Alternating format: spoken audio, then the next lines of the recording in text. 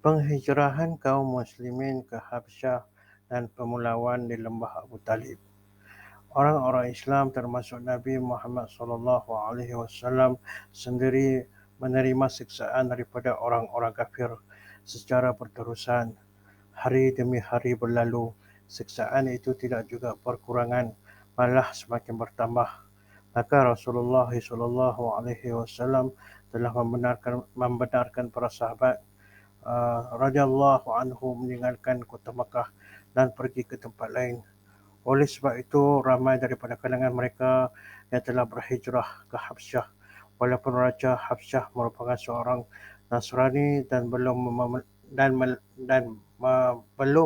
memeluk agama Islam sehingga saat itu, tetapi beliau terkenal dengan hati yang pengasih dan pembawaannya yang adil. Maka pada bulan Rajab selepas 5 tahun Rasulullah SAW menjadi Nabi. Jemaah pertama yang terdiri daripada 11 atau 12 orang lelaki bersama 4 atau 5 orang wanita telah berhijrah ke Habsyah. Orang Makkah telah cuba mengajar mereka agar mereka tidak dapat pergi, tetapi mereka tidak berjaya ditangkap. Setibanya di sana, mereka mendapat berita bahawa semua orang Makkah telah memeluk Islam dan agama Islam telah mendapat kemenangan. Mereka sangat gembira dengan berita tersebut dan kembali semula ke tanah air.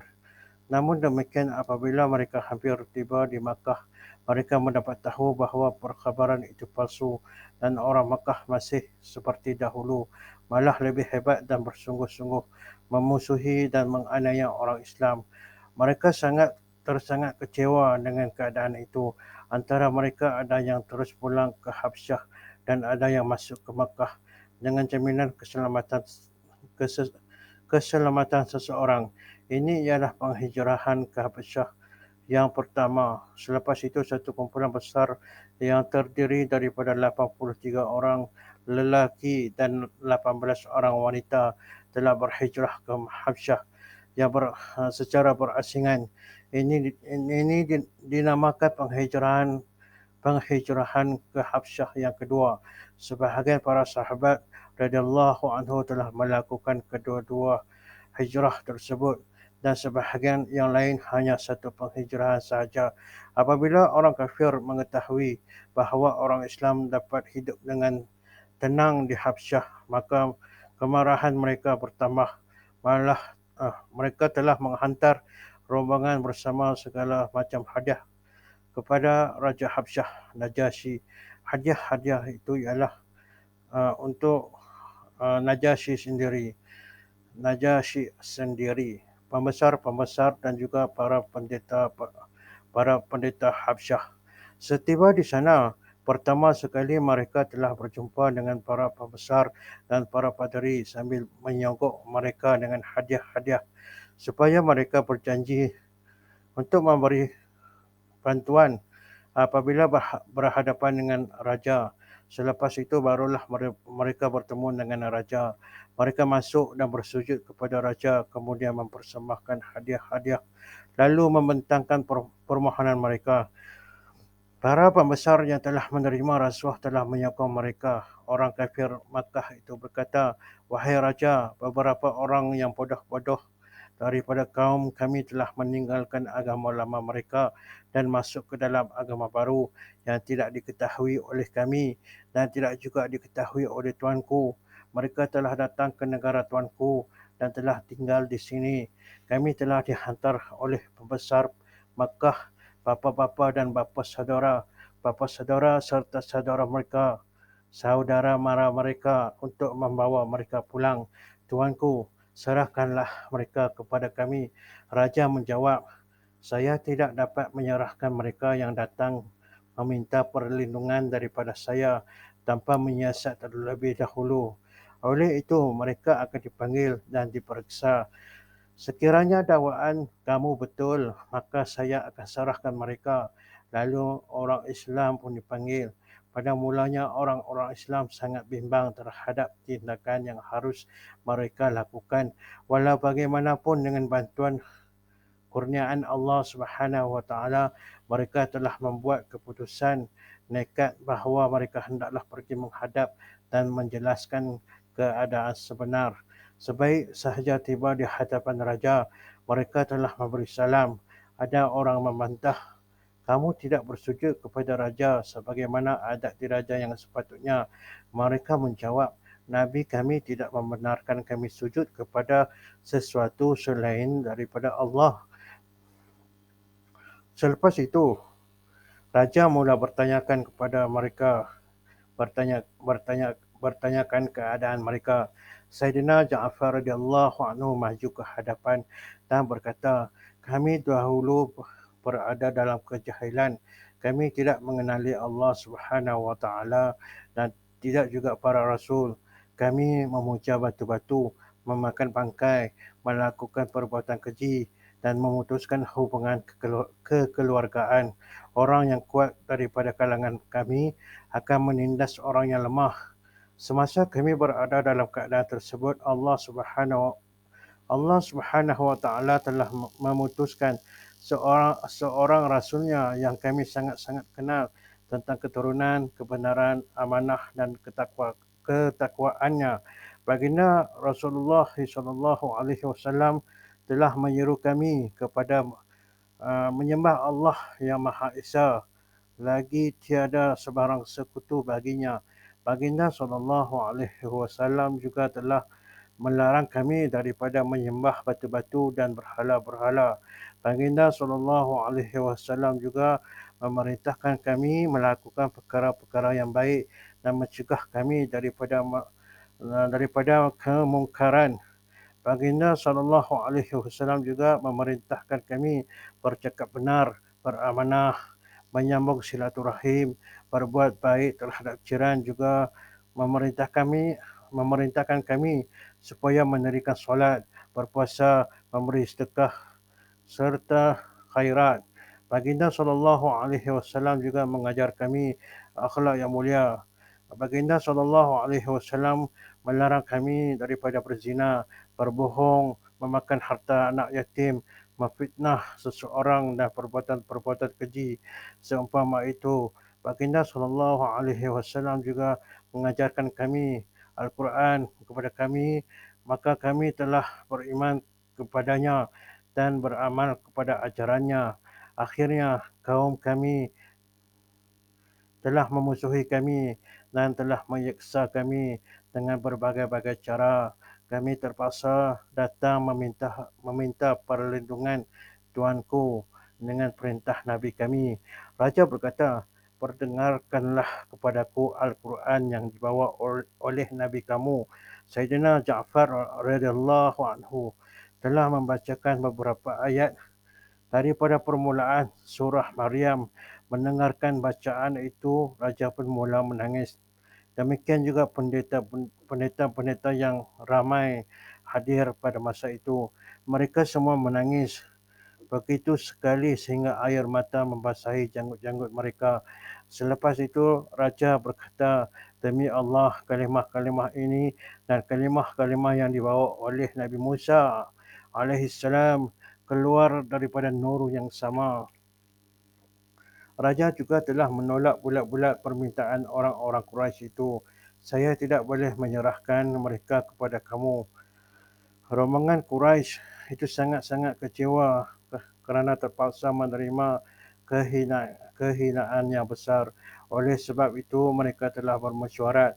Salah seorang daripada mereka berkata, esok aku akan melakukan satu perancangan yang akan menyebabkan raja akan memotong akar umbi mereka. Teman-temannya berkata, jangan lakukan demikian. Walaupun orang-orang ini telah memeluk Islam, mereka tetap saudara mara kita. Namun dia tidak menghiraukannya. Pada keesokan harinya, dia telah menemui raja dan menyatakan bahawa orang Islam itu telah menghina kedudukan Nabi Isa alaihi salam. Mereka tidak mengakui bahawa Nabi Isa alaihi salam ialah anak lelaki Allah Subhanahu wa taala. Maka sekali lagi raja memanggil orang-orang Islam. Para sahabat radhiyallahu anhu berkata, panggilan raja kali kedua menambahkan lagi kebimbangan kami. Walau bagaimanapun, mereka pergi menghadap raja. Raja telah bertanya, Apakah yang kamu kata tentang Nabi Isa alaihi salam? Mereka menjawab, kami berkata sebagaimana wahyu yang turun kepada Nabi kami bahawa baginda Isa alaihi bahawa bahawa baginda Isa alaihi salam ialah seorang hamba Allah, rasulnya, rohnya dan kalimahnya yang telah diletakkan pada Maryam yang antara lagi suci. Kata Najasyi, Nabi Isa alaihi alaihi salam sendiri pun tidak berkata lebih daripada itu. Para padri yang ada mula mendengus. Najasyi berkata, apa-apa yang kamu hendak katalah.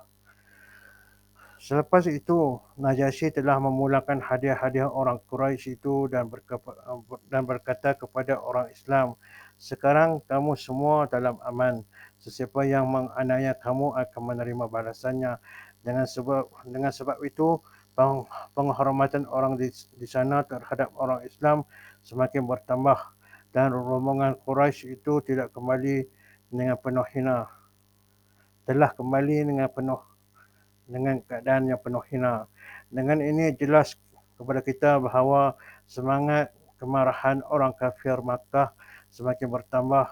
Bersama dengan itu, keislaman Sayyidina Umar radhiyallahu anhu membakar lagi kemarahan mereka. Mereka sentiasa berfikir mencari jalan untuk menghentikan segala jenis perhubungan dengan orang Islam dan agar pelita orang Islam dapat dipadamkan dengan apa-apa cara sekalipun. Sebahagian besar daripada pembesar-pembesar Makkah telah bermesyuarat cara untuk membunuh Nabi Muhammad sallallahu alaihi wasallam secara terbuka. Namun demikian, pembunuhan baginda sallallahu alaihi wasallam bukanlah satu kerja yang mudah. Bani Hashim ialah satu kumpulan yang besar dan dikira sebagai orang yang mempunyai kedudukan yang tinggi. Walaupun kebanyakan mereka masih belum memeluk Islam, tetapi mereka juga tidak akan rela sekiranya Muhammad dibunuh. Oleh sebab itu, semua orang kafir telah berpakat dan membuat satu perjanjian bahawa seluruh Bani Hashim dan Bani Muttalib akan dipulaukan.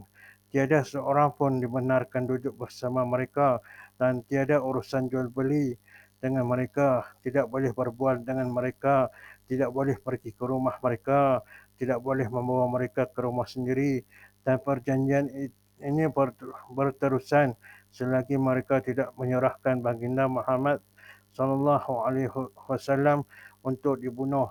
Perjanjian itu tidak terhenti setakat perbualan mulut saja, bahkan perjanjian itu ditulis pada tanggal 1 Muharram tahun ke-6 sebelum hijrah. Perjanjian itu telah digantung di Baitullah supaya setiap orang menghormati keputusan itu dan berusaha untuk memenuhi tuntutan perjanjian itu. Akibat perjanjian itu, mereka semua di pulau di suatu lembah di antara dua bukit selama 3 tahun. Tiada seorang pun yang boleh menemui mereka dan mereka juga tidak boleh menemui sesiapa pun. Mereka tidak boleh membeli apa-apa daripada orang Makkah dan tidak juga boleh menemui mana-mana peniaga dari luar. Sekiranya ada sesiapa yang keluar, dia terus dipukul dan jika dia cuba menyatakan keperluannya, maka akan ditolak mentah-mentah. Setakat manalah mereka yang boleh menggunakan sedikit sebanyak makanan yang ada dalam simpanan mereka. Akhirnya mereka hidup dalam keadaan kebuluran.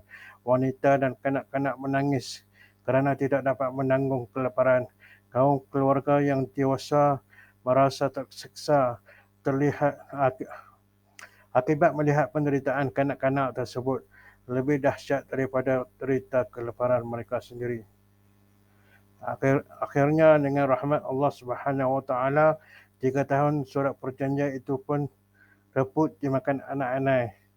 Oleh itu mereka pun terselamat daripada musibah tersebut.